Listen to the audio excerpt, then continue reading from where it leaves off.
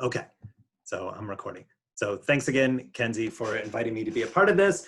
And I am, who better to talk about this topic than me after my whirlwind tour mansplaining gender and negotiation. For those of you who may have attended one of my sessions on one of my 2 sessions on that last year, it's time for me to take on white-splaining systemic racism because who needs more of a voice on this issue than middle-aged white guys because they've really been repressed and suppressed on these issues.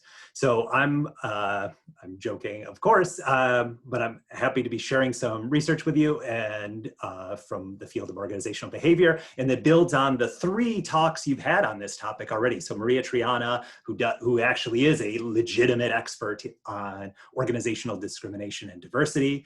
Mark Cohen, who does a lot with market discrimination, does excellent research there. Bruce Berry, obviously a go-to person on organizational ethics. So I'm going to try to add to that with some kind of practical takes on what we might do to think organizationally about systemic racism. And I think it's important. One of my favorite James Baldwin quotes is not everything that is faced can be changed, but nothing can be changed until it is faced. And I feel like as business schools and in the business world, we've often been too silent on issues of systemic racism and even issues of race more generally in our classrooms, in our schools, and in our missions.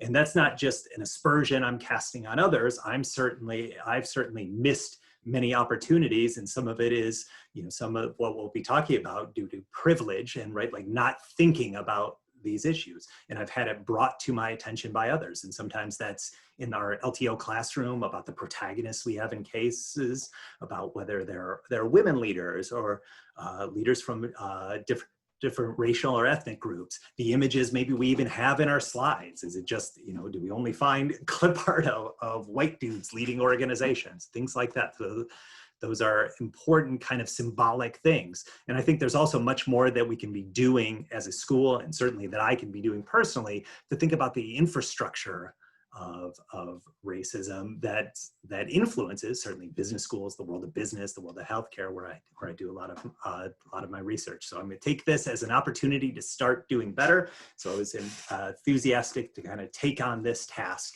of putting together this talk.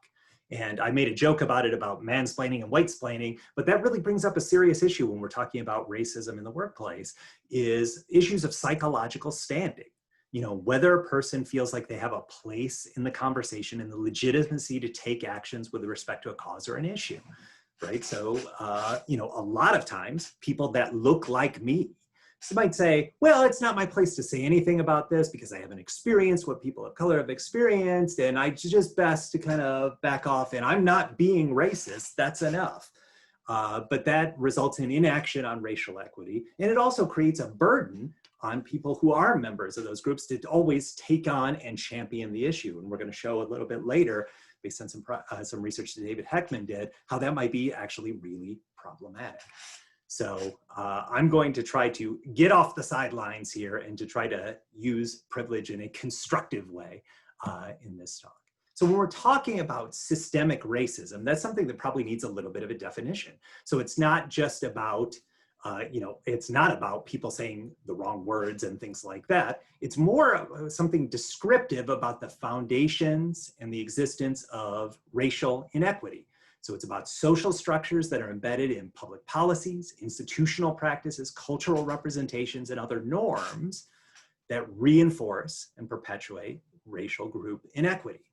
So it's about dimensions of our history and our culture that have allowed privileges associated with whiteness and disadvantages associated with color to endure, right? So it's not just something that a few bad people or bad actors are doing. So I want to kind of disconnect the conversation from that and to think more about the kind of the cognitive, the interpersonal, and the organizational processes, and of course the societal processes surrounding that. And what I'm going to do next is something that is a way too overly simplistic and sweeping kind of overview of some of the things that inform the current situation, kind of the current racial dynamics in the workplace. So obviously there's a long policy history going back to days of slavery, obviously, with then evolving into Reconstruction with black codes, and then Plessy versus Ferguson and Jim Crow, separate but equal kind of standards, ongoing segregation in the United States, for example, restrictive covenants about who can live in what neighborhood, and racial steering done by real estate agents to kind of channel people to appropriate neighborhoods, redlining, which is defining certain areas of cities as high risk in certain kind of ways so they couldn't get insured, and that restricted investments in inner cities, and subprime lending, what are the only loans available to people. And then that redlining and those kind of dynamics also made it African Americans get ruled out even after coming back from serving in World War II, getting access to the GI Bill, which was one of those things that lifted many people into the middle class in the United States, made home ownership and college education possible, all these different types of things. War on drugs with the kind of differential sentencing, the mandatory minimums, 3 strikes you're out, all these kind of things, and then differences in systematic differences in racial profiling, police brutality, mass incarceration, so the whole kind of policing infrastructure. And if you are interested in going super deep into that issue, Mike Shore, who is a former Owen School faculty member, I think he's just at Mike, M-I-K-E, Shore, S-H-O-R on Twitter, has a 530 peer-reviewed research paper thread on all these issues of differential policing and differential consequences of policing for Black versus white citizens in the United States. So you can, if you really want to go deep into this, and all of these things could be entire talks, multiple talks in and of themselves. I'm just using them to kind of set up what we're going to be talking about. So cultural and linguistic default, so talking about Black businesses and Black banks versus the presumed default, which is the unstated white businesses, white banks, workplace appearance rules around dress and hairstyle and things like that. But this is, you might say, Tim, is this just old stuff? Well, it's actually current in a lot of ways. So I just grabbed a few things that are very recent about employment discrimination. So Bank of America just had a multi-million-dollar settlement after being accused of discriminating against Black, Hispanic, and female job applicants. Goldman Sachs, $9 million settlement for racial and gender pay gaps. There's been a meta-analysis recently that showed that hiring and salary negotiation continues to be systematically biased. And the hiring meta-analysis shows that even over the past 30 years, there hasn't been a whole lot of change, disappointingly. So there's also continuing economic discrimination. So JP Morgan Chase, discrimination against Black financial advisors, racial steering, so that kind of directing people into more expensive mortgages for Black and Hispanic borrowers. So that's something that's very current, even in things like going to the used car dealership and buying a car. So there are systematic differences here that it's labeled up top as statistical discrimination. So different kind of assumptions about people's knowledge and experience buying a car lead to very differential outcomes in terms of what the initial offer made is and what the final price somebody is able to negotiate. And you see substantially worse outcomes for African-American males and females in that research. And then there are also structural imbalances in employment opportunities. So African Americans in senior leadership, only 3.8% of CEOs, and I believe only 4 CEOs in the Fortune 500 are Black. You can see the kind of leadership profile of leading tech companies who have been stating that they're really assiduously pursuing diversity, although Google's backed off of that a little bit recently. So 2.7%, 3.1%, 3.6%, 4.4%. So really low percentages. And even the opportunities that do emerge tend to be what are called glass cliff opportunities, which means they're opportunities to turn around a failing business, or so they might be high reward opportunities, but they're very high risk and they're also low probability of success opportunities. So then those tend to get allocated more readily to underrepresented minority leaders, especially Black leaders. Black women stockbrokers given worse performing accounts, and venture funding, only 1% to Black startup founders in 2018. There's continuing differential interpretation of identical performance. I'll get more into that specific study a little bit later. And then there are some cultural defaults that continue to be persistent, who can legitimately occupy a space. So there's been this burgeoning phenomenon of the quote unquote Karen, where it's usually white women policing community spaces around who can have a barbecue or who can set up and sell some water to people in the community. In Brentwood, where I live, we just had a recent situation where a guy had a black man lived in a neighborhood for 13 years, was going into his house. The neighbor thought, that guy shouldn't be here. Called the police, 3 cops show up at his house, right? While going into his own house. Cultural defaults around, what is flesh color. A lot of technology stories have been popping up about darker skinned users who have trouble using electronic soap dispensers, photo recognition software, AI, identifying a wrong person for a crime, video game consoles, right? Like all kinds of different kinds of things showing that tech is not incorporating the full spectrum of people into kind of developing and testing technology. So you see all this as kind of backdrop. So this is the kind of, cultural smog that's going on, right? These structural imbalances. And what does that influence? Well, that influences us at the individual level. It influences us in how we interact interpersonally, and it influences us in terms of how we design and carry out the missions of our organizations. So I'm going to start with talking about individuals. So there's been a lot of work on what's called the implicit association test and what that's trying to do. So if you've heard about unconscious bias training and things like that, it's trying to surface what are the attitudes we hold and we might not be able to label or to access consciously. So what the implicit association test is it does this for all different kinds of differences, so culture, disability, gender, age, but the one we're gonna focus on right here is obviously race. So you would have something like on the left side that I'm facing, I don't know what it looks like for you, but the one that says Shanice. So you're trying to categorize Shanice as white or pleasant, black or unpleasant. Right? And you press E to classify as white or pleasant, I to classify as black or unpleasant. And then it flips where it categorizes then as black and pleasant or white and unpleasant. So like happiness would be you'd hit E to characterize as pleasant. Shanice, you'd hit I to characterize as black, presumably. And then there are also some use of pictures, right? Like, so black patient are bad, white patient are good, those kind of things, right? So different ways of categorizing, and you're just hitting these keys E and I to see. And what this implicit association test is assessing is the speed of the automatic association and saying that's the strength of the automatic association. So if your categorization of black and unpleasant versus white and pleasant takes you 1,300 milliseconds to respond versus black and pleasant and white and unpleasant takes you 1,700 milliseconds, that would say that the automatic association between black and unpleasant is stronger. And that's your race implicit implicit association. It was to be to favor white people. So I'm just checking. I saw some things pop up in the chat. Is race good, bad, tested between subjects in these IAT examples? Yeah, so it's, I think, so it's varied and flipped back and forth, if that's the answer. If not, let's follow up and talk about it later, because I want to make sure I'm answering your question as you're intending it. Okay, what did I do? The screen is freezing. That's what I get for going to the chat. Okay, so do these milliseconds matter? Do these quick associations, do they actually make a difference? So the link between implicit associations and explicit beliefs is 0.3. So that's the correlation between them.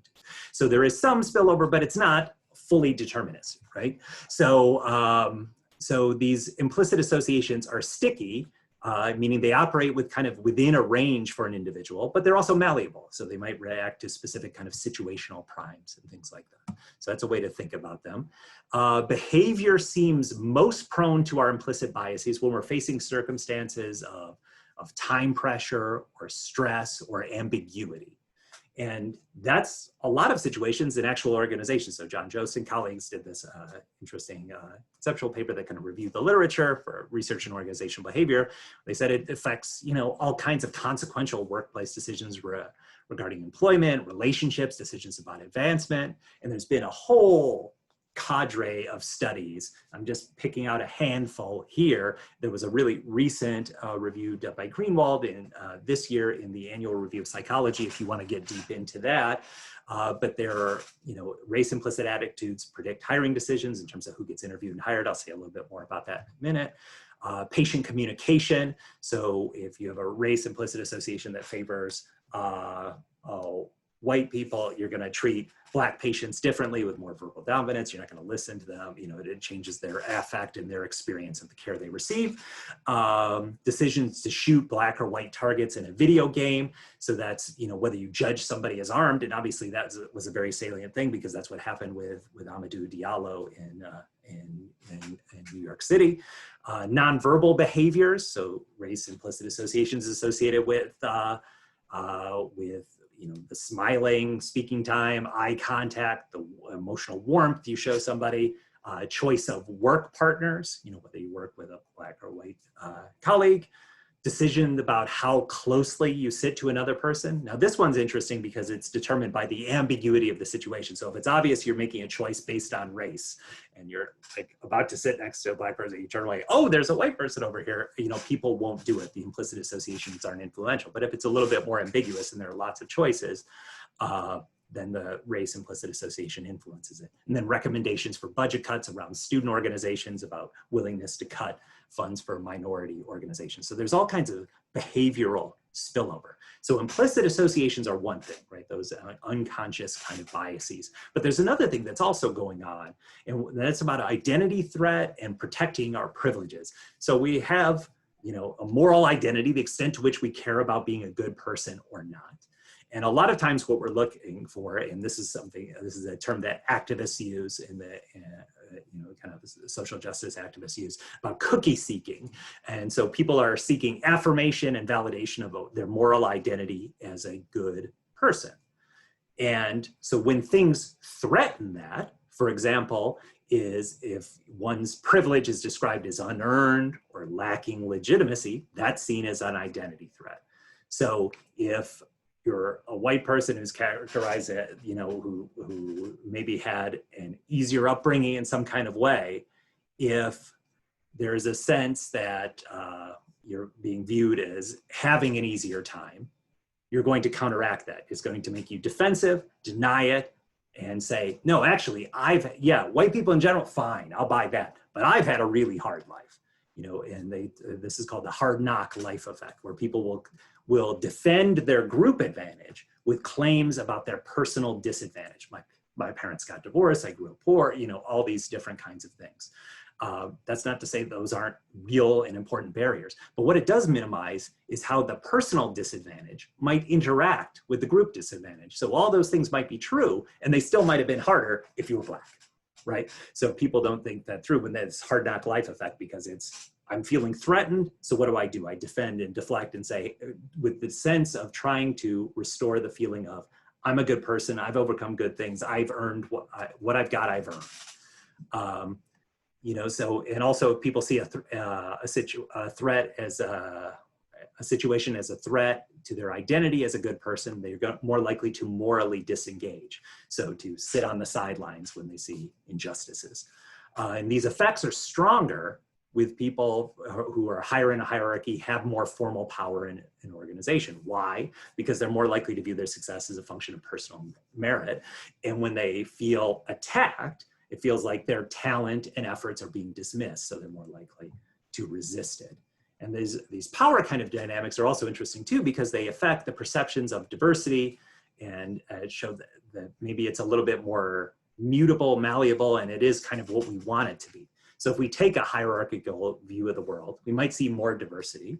If we're high up in a hierarchy, we might have a rosier view of diversity in our organizations. If we're more motivated to protect our own group, we might view more diversity and say, oh no, there's plenty of diversity in there. And if my group is represented in some kind of way. So if I'm a gay man and there are multiple gay men in management, well, we've got plenty of diversity because I'm thinking about it in self-referential terms.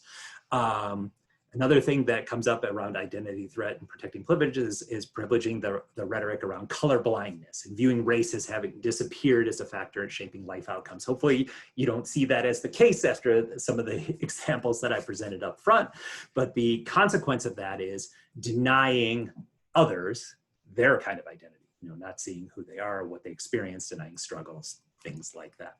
So what might we do about it? Well, there are a couple of things that we don't want to do that research shows us. So one is just trying to suppress those implicit associations, so trying to will them away.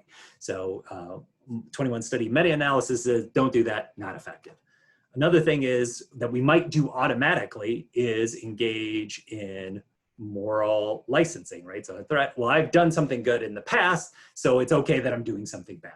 So there was a study done that, in an experiment where people endorsed President Obama and said, hey, that's good. I've done things that are good for African Americans. So later on in that same experiment, I discriminate against African Americans. And that's not altogether different than maybe for those of you who have seen Get Out, when Bradley Whitford says, by the way, I would have voted for Obama for a third term if I could, right? Like I'm a good person.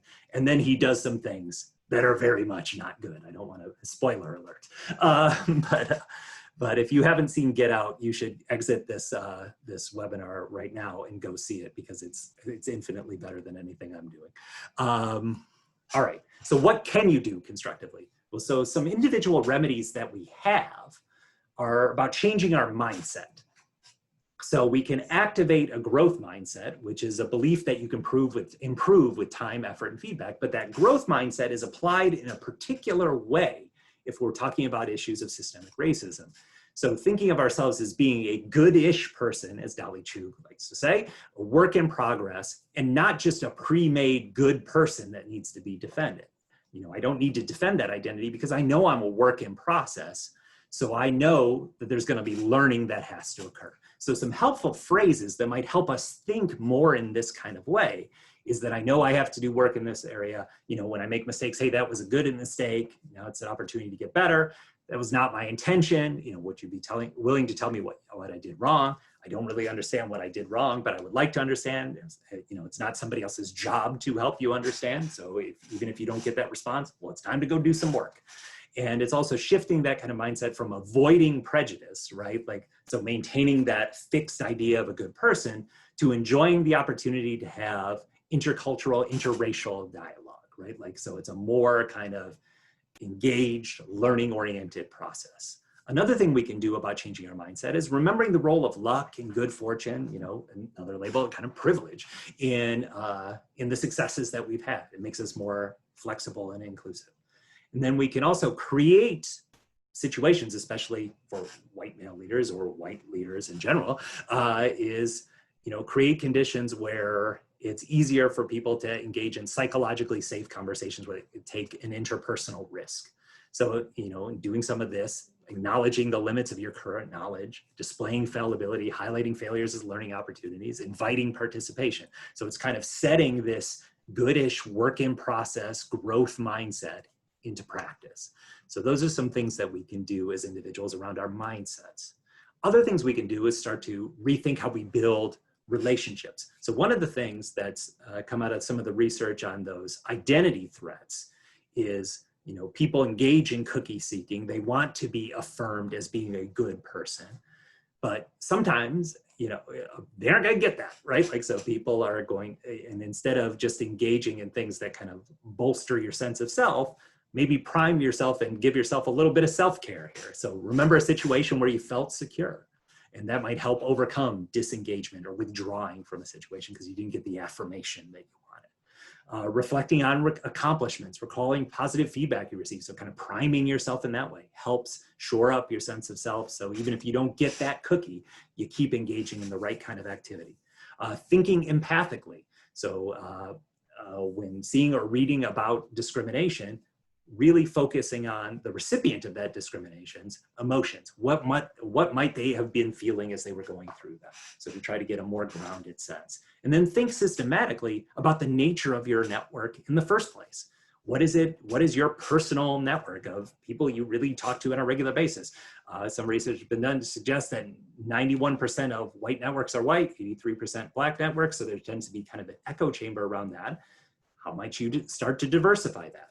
And then on social media, checking the demography of who you follow on Twitter and LinkedIn. And I have some suggestions at the end of this of people you might follow to get a little bit more insight into these kind of issues. And what does doing that do? It increases your consciousness of the challenges of people facing, especially using social media, where you're getting a flow of stories and differential kind of experiences. There was a really fascinating hashtag that was going around recently called Black in the Ivory, which is about Black academic experiences in academia. And it really surfaced a lot of important things that was, I think, that was certainly eye-opening for me. And so it increases the consciousness of challenges and reduces the likelihood to dismiss things as just an idiosyncratic one-off. Another individual thing, so once you start building those relationships, how do you engage constructively? So engaging people affirmatively, so kind of having ways into opening up discussions. I've been thinking about the harm of racism in our country, especially considering recent events. I'd like to help in promoting equity. So here's one thing I plan to do to help prevent future tragedies. What do you think?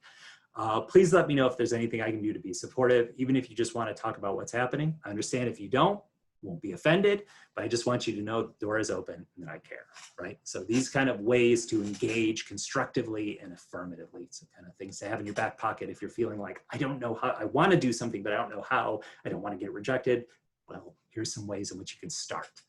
Another thing about when you're engaging is asking follow-up questions is a good way to really build and deepen engagement. I know that might seem obvious. Active listening seems like it should be an obviously good thing, but we don't do it, right? So responding to the speaker's previous statement, showing that you understand the other person's thoughts, validate their perspective, and care for them. And what does that do? It increases liking, interpersonal liking. And make sure you check yourself for why you're engaging. Are you engaging for the right reasons? Who are you putting at the center of it? Is it about you and your feelings and your guilt and you're needing to express and dump your emotions on somebody else? Is it because you want the warm glow or you want to be the savior? Is that why you're engaging in this? You might want to check that and not expecting Black colleagues to just be ready to explain to you, here's the history of systematic oppression in the United States as lived by me and as lived by people in the same racial category as me. So don't expect folks to do the reading for you. So that's the individual bit. And so there's two others, and I want to see if I can see the chat and just, I don't know how to do this well enough to do that. So I'm just going to go back. We'll take questions at the end. Next we're going to move to the interpersonal. So the interpersonal biases. So there are some other interpersonal kind of dynamics that happen. So one is called racial hierarchy threat. So there's punishment for strong performers, strong performing subordinates by a different race evaluator. So if you're performing too well, I might punish you for that. Behavioral restrictions. So African-American men are penalized for enacting dominance, being more assertive, need to be perceived as non-threatening, so more warm and deferential. So there's some behavioral restrictions. And then there are differential feedback across racial and gender lines about being vague and less behavioral. So what might we do interpersonally to address some of these biases? So one thing that comes up here is, and this gets back to the early point I made about psychological standing. So what are ways in which white people can use privilege in a constructive way? So white people confronting white people expressing racial stereotypes have been found to be judged less negatively by the offender than a Black person intervening. Offenders felt more guilt and were more likely to apologize when confronted by a white person. And it decreased future stereotyping by the offender. And so when a person observes in a video, white person confronting a white offender, white observers are more persuaded by the white confronter and rate the Black confronter as more, rude. When there's a bias feedback given from an implicit association test, which you just saw a little bit earlier, from a white researcher saying you're part of the problem, it's more influential. So why is it more influential? The recipient's surprised that the white researcher chose the topic, and a black researcher giving the same feedback is viewed as a complainer. So there are some ways in which that kind of white privilege can be used to influence people in the right kind of direction. And this even happens also in online contexts. So white people confronting white harassers using racial slurs. Yeah, that one. On Twitter.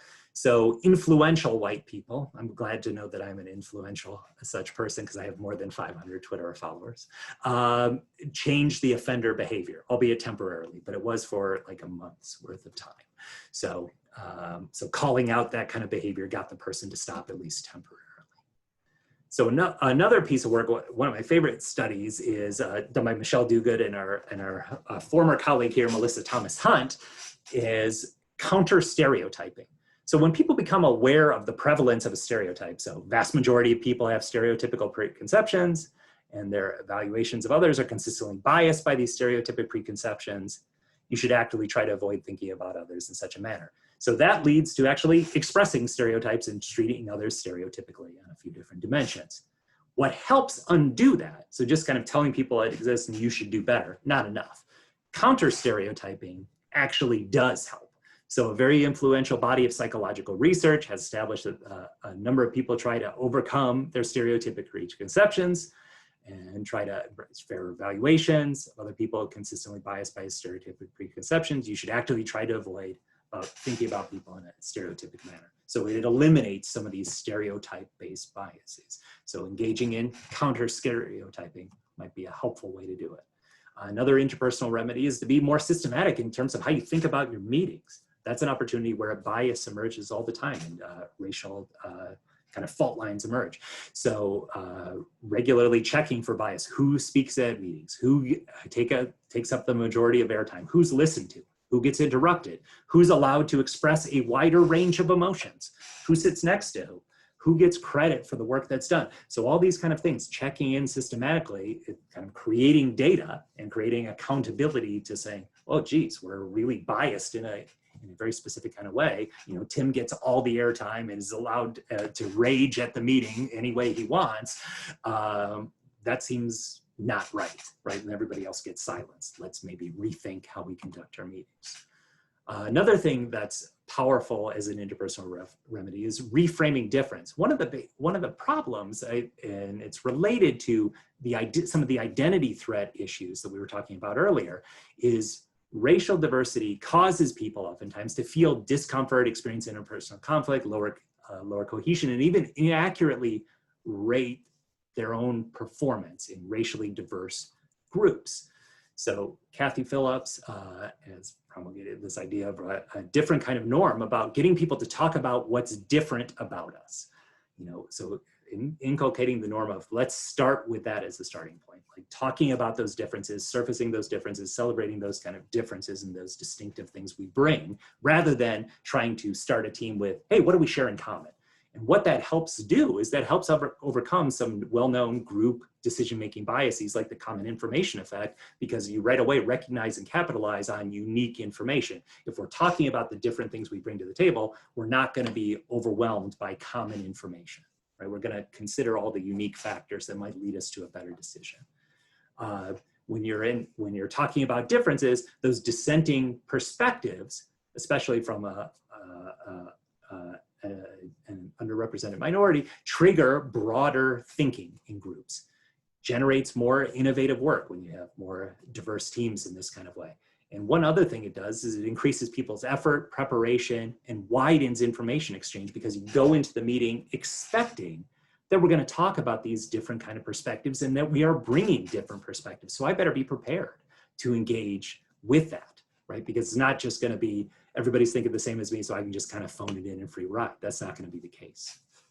So that's another interpersonal factor. And then a few other things is just about increasing intergroup contact. So that's one really well-established, huge meta-analyses of these in social psychology that increase contact, working with different groups, reduces intergroup prejudice. when you're constructing teams, you want to avoid tokenism, just one person who is a designee who could be readily socially categorized as the representative from that category. So recent research talks about 1/3 of members in relative terms or 3 in absolute numbers. Using descriptive norms, this is related to the counter stereotyping idea. 9 out of 10 people, or your colleagues or your friends, are trying to overcome their prejudices. It points you out as an outlier and tries to shift that behavior. And people are conditionally cooperative. They do other things when there's social proof that they should do it, and they kind of go along with the flow. And some other things that we mentioned, kind of ambiguity and feedback, so you can make feedback more actionable. How can you do that? Making it more behavioral and concrete. How did you arrive at your conclusion? What are some concrete examples? When does behavior occur that's deemed problematic when you're giving feedback? Specific undesirable consequences of that behavior, and replacement behaviors that you would like to see, right? Like, so you lay all that out and really break it down. And then, but while you're doing that, as a person giving feedback, especially if you're giving feedback to a different racial group, is take the perspective of that feedback recipient. You should do this generally, but especially in these kind of working across differences. What would I be feeling if I received that feedback, and why would I have that reaction? Try to think that through. What would be the emotional experience of it? Ensure you're providing specific actionable feedback. Ask yourself always, could I be more specific? Could I be more behavioral? And check how your personal biases and emotions about a situation may affect the feedback that you're giving. And the last bucket of things that we're going to talk about is organizational barriers to valuing diversity, and to also organizational kind of sources of racial discrimination. So one is diversity valuing behaviors like respecting differences, valuing people from diverse groups, feeling comfortable managing people from different racial and cultural backgrounds. Well, if you're a diversity promoting female or non-white executive and you're engaging in these types of behaviors, you're rated worse than your non-diversity promoting peers. If you're white male, no difference. So there's no penalty for being diversity promoting. Same thing with hiring behaviors. So if you're white male and you hire somebody who looks like you or somebody who's different from you, doesn't matter, no difference in terms of how you're rated. Non-white male manager hires somebody who looks like him, viewed negatively. So again, this gets to a way in which ordinary privilege, right, white and male, can be, if you're not getting penalized for it, you should be championing this, right? Because other people are getting harmed. You're asking people to be self-sacrificial to get an organization to embrace the values of diversity. Then there's some biases in terms of hiring. So racial bias in interviewing, this was the study I mentioned a little bit earlier in the presentation. So who gets an interview in the first place? So names that sound white, like Emily Walsh and Greg Baker, receive 50% more callbacks than black sounding names like Lakeisha Washington and Jamal Jones, even with identical resumes. In fact, for there to be equitable levels of callbacks between Emily Walsh, Greg Baker, Lakeisha Washington, and Jamal Jones, Black candidates need 8 more years of relevant work experience. Pretty significant difference. Who gets a position, once interviewing? So in ambiguous cases where people are kind of in the middle, doing all right, but are unsure, they're governed by stereotypes. So one of the things that comes out is communication skills, labeled by Lauren Rivera in her great work as polish. So lack of polish leads to disproportionately rejecting Black and Hispanic candidates. And another thing that's also assessed is cultural fit. And that often goes to passion-oriented hobbies like marathon running or shared alma maters, things like that. So evaluators, unsurprisingly, advocated most fervently for those most like them. And even, differentially interpreted the same behavior. So if somebody was not assertive in the course of the interview, but they were otherwise like the evaluator, a white person, they were viewed as having humility, whereas a Black candidate was viewed as being incompetent. So again, these kind of ambiguous criteria that get applied, right, in, middle cases, can shift the racial demography of an organization. And then there are also issues around advancement and retention. So performance evaluation, so they're differential interpretations of the same objective performance. So Heckman and colleagues did a study of kind of customer service or kind of people-oriented interactions. So negative stereotypes frame the interpretation of performance where for identical actions, Black employees are seen as more hostile and rude. So in order to equalize with their white peers, needed to fake emotions, engage in what's called emotional labor, engaging in a friendly facade to overcome those negative stereotypes. And the thing we know about emotional labor is it can be emotionally exhausting and lead people to burnout and turnover. An interesting, also another simulation study about had people, a group of 500 people split into half. So one half was rated on a scale of 1 to 100, the other half on 1 to 101. So just small potential for differential outcomes between those two groups. And through 20 promotion cycles, 2/3 of the top leaders in the organizations ended up being from that 1 to 101 group. So way more than you would expect, right? Like you expect basically 50-50 with no other information about these folks, but with just that slight bit of difference, that slight bit of extra bump one might get, that kind of privilege or whatever, leads to really differential outcomes. And then cultural requirements that can impede retention. So many Black employees feel like they need to be cultural ambassadors for educating colleagues about race, taking on diversity initiatives. This is a big issue in the tech industry right now, where people are taking on unpaid work, doing the kind of diversity programming for their organizations where resources are not otherwise being allocated. So it's kind of a layer on to existing job. Then the facade of conformity, we're having to suppress personal feelings and views to kind of be consistent with the dominant white culture.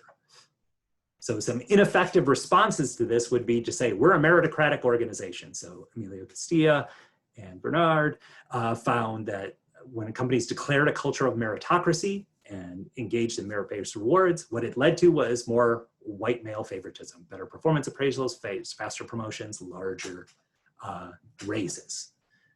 And even embracing positive stereotypes about people are still stereotypes.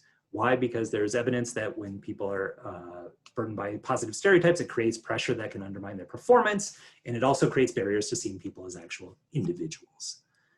Some other ineffective responses would be to engage in the traditional kind of diversity training to reduce bias. So if you make that mandatory, it turns out it doesn't influence behavior much at all, and the effects are not long-lasting even with attitudes. They're just a couple of days. And these trainings often use negative messages about what you shouldn't do. That also hinders the impact. Sometimes these training programs are about Black executives and how they fit into an existing culture and managing Blackness or blending in, and those have negative consequences about those kind of pressures of conformity, lead to turnover, less commitment to the job, things like that. Embracing grievance systems often lead to retaliation when you have those kind of formal systems. And then, but what are some positive things that one could do? So positive reframing. So improving representation in the organization where you have more and make a commitment to having more underrepresented minority leaders. What does that do? It affects advancement for others that are members of the group, getting from frontline employees into management, retaining employees for longer term, and creating a sense of belonging and support that is often lacking, as I mentioned in some of those earlier studies.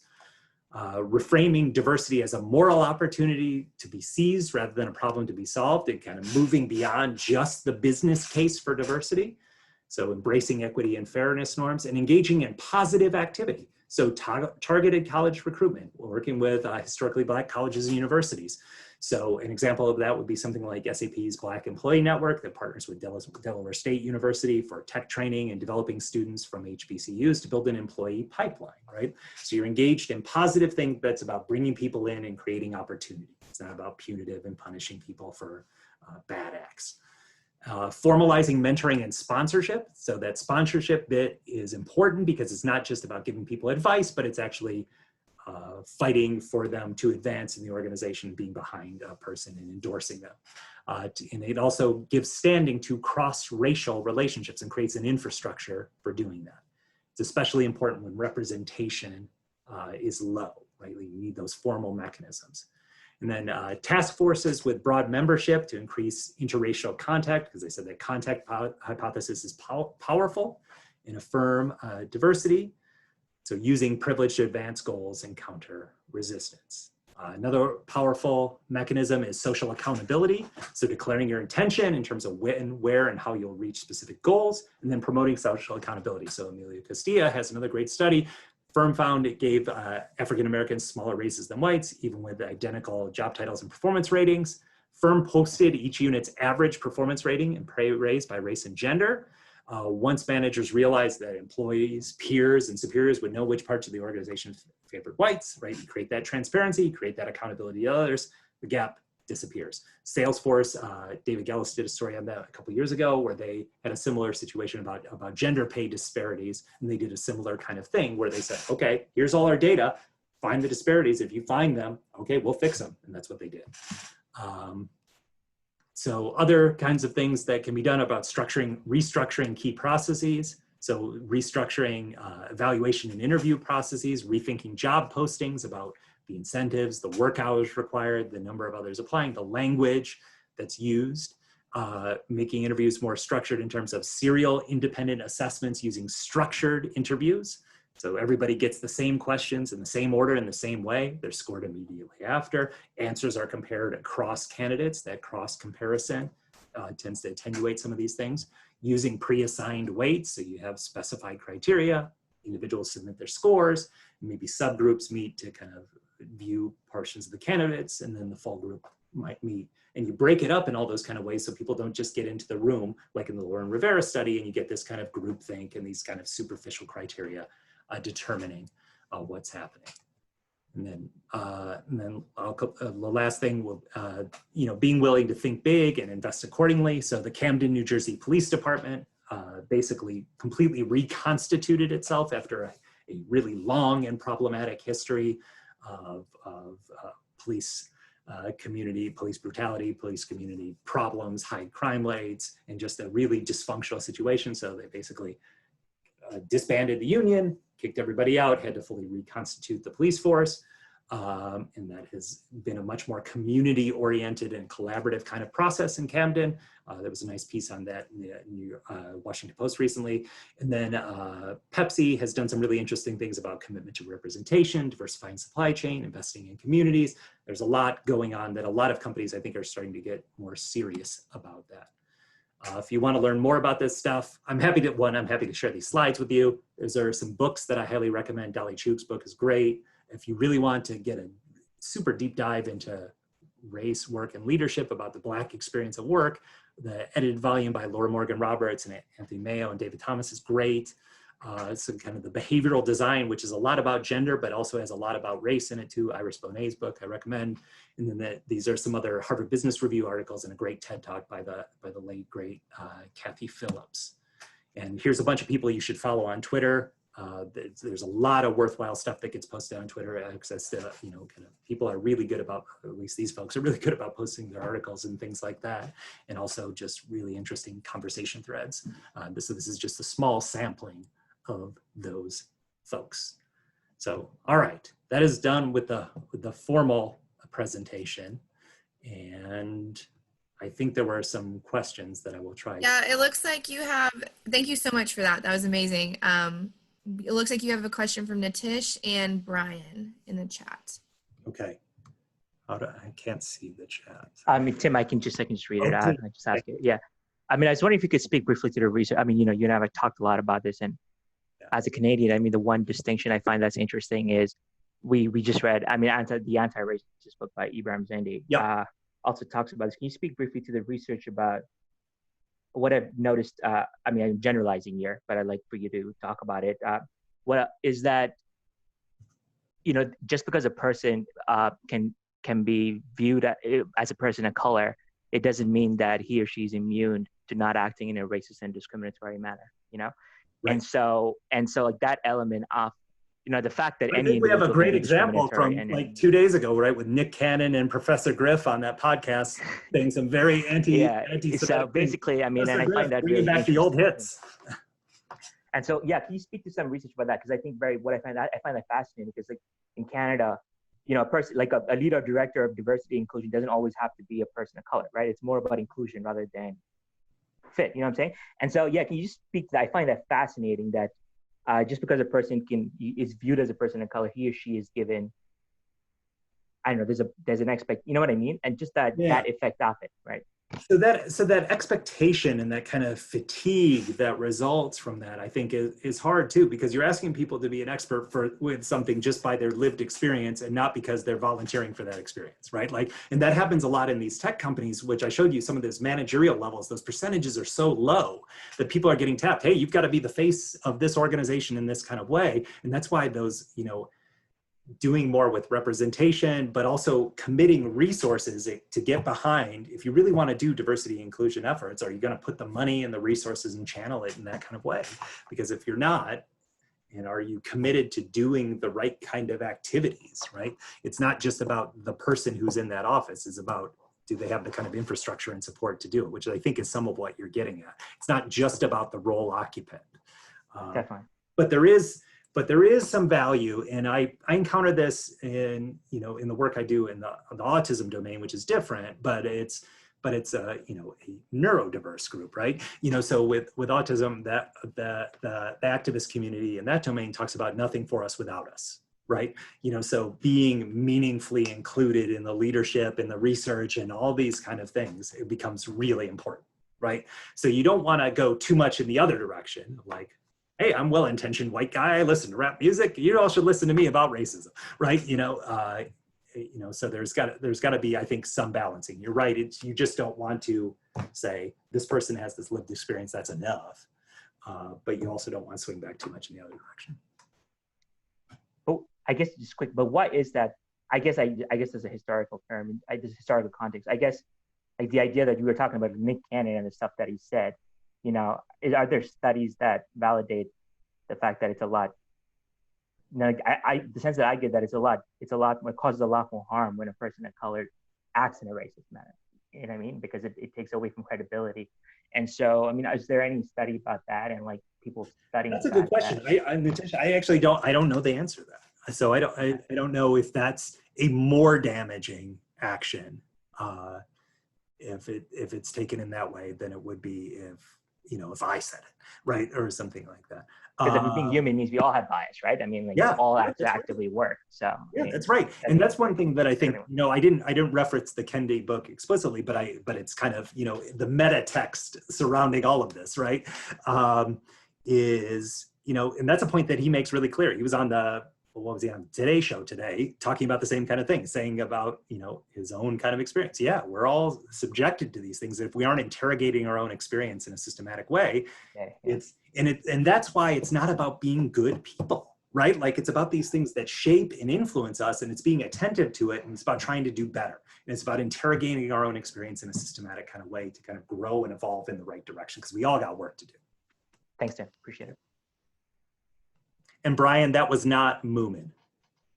Brian Dow, that was your question, right? That was not a study by Moomin. That was a different Kurtulis. Are there any other questions from the audience that you just want to turn off your mic and ask Professor Vogus? Cool. Well, thank you again for doing this and recording it. And I'll also get the slides from you so everybody can, because that was a lot of information and a lot of great names and books and everything that you shared. So thank you so much for taking the time to do this again. We all really appreciate it. So thank you, Professor Vogus. Thanks, Kenzie. I'll send you the talk. All right. Thanks, everybody, for making the time. Thank you, everyone. Bye.